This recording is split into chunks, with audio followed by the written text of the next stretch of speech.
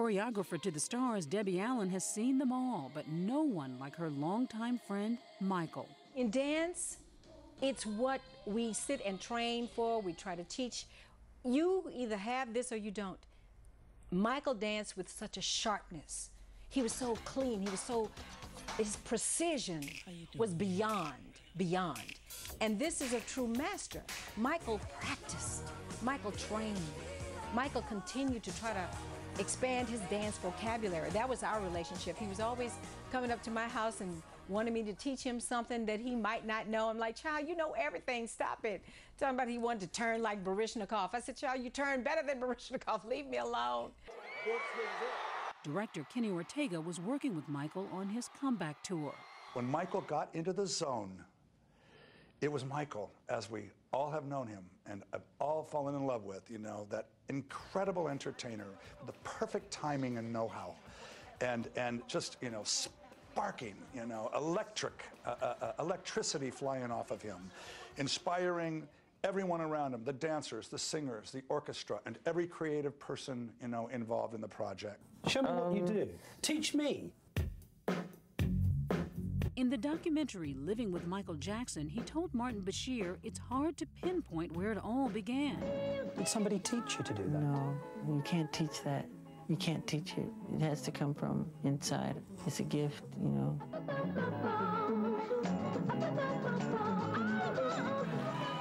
At this Grammy Award ceremony, Jackson admitted he did have his influences. I remember when we were little, I used to ask her to be Ginger Rogers while I was Fred Astaire. But he took it somewhere all his own.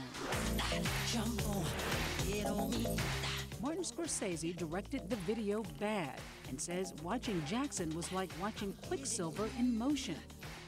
What was it about him as a dancer? What was that thing? Each time just going in, and he really went in. And as a dancer, as a good one, you want to go in and focus your energy, and he could actually really focus on a dime. Who's bad? That's Desmond Richardson to the right with Michael in that video. He says Jackson revolutionized the world of dance. It just opened our eyes, like, wow, we don't have to stay compartmentalized in this, you know, I'm only doing ballet, or I'm only doing jazz, or I'm only, you know, popping, or it can be all together.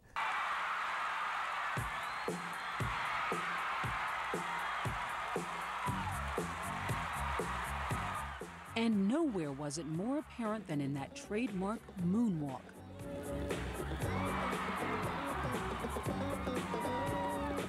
It took the country by storm. Jackson first debuted it on the Motown 25th anniversary special back in 1983. I just remember phones ringing immediately after he did that, you know, trying to get to the phone. Did you just say what happened?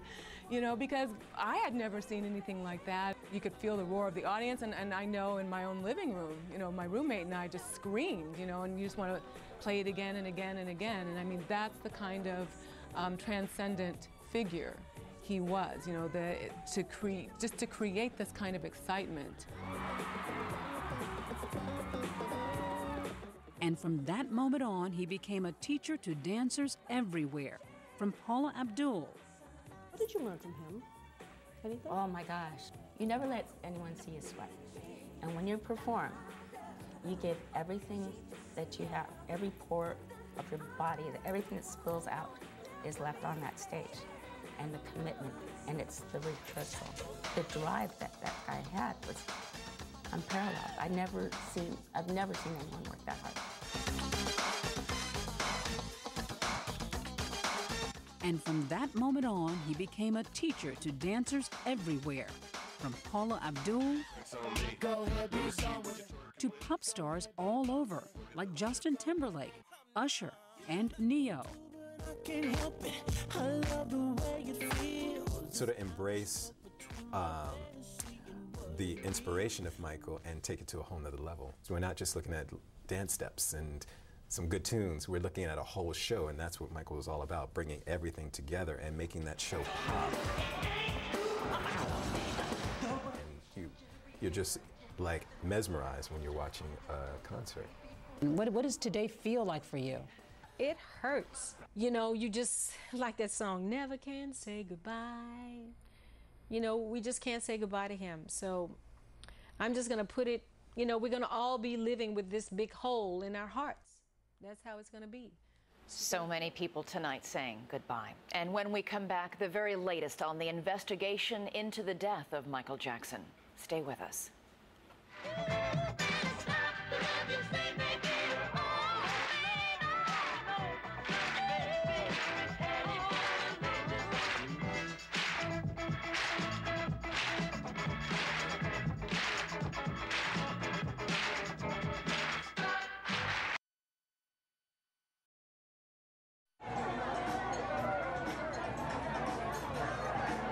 You are looking at a live shot tonight at the Apollo Theater in Harlem, where Michael Jackson performed with his brothers as a boy. And it's an impromptu celebration of his life by fans who have gathered outside, many of them dressed up in Michael Jackson costumes, dancing to his music. And even tonight, as we salute the man and his music, real questions remain about what killed Michael Jackson. For the very latest on the investigation, starting with the 911 call that signaled the beginning of the end, here is Jim Avila. What is your emergency? Yes, sir. I need an ambulance as soon as possible, sir. 12:21 West Coast time, and the caller at Carrollwood Drive in Los Angeles is in a panic. We have a gentleman here that needs help, and he's not breathing yet. He's not breathing, and we're trying to pump him, but he's not breathing, sir. Okay, how old is he? He's 50 years old, sir. 50, okay. He's unconscious, he's not breathing? Yes, he's not breathing, sir. Okay, and he's not conscious either? He's not conscious, sir. Okay. And while the caller is careful not to reveal who is in trouble, it is not just any 50-year-old who's lying unconscious.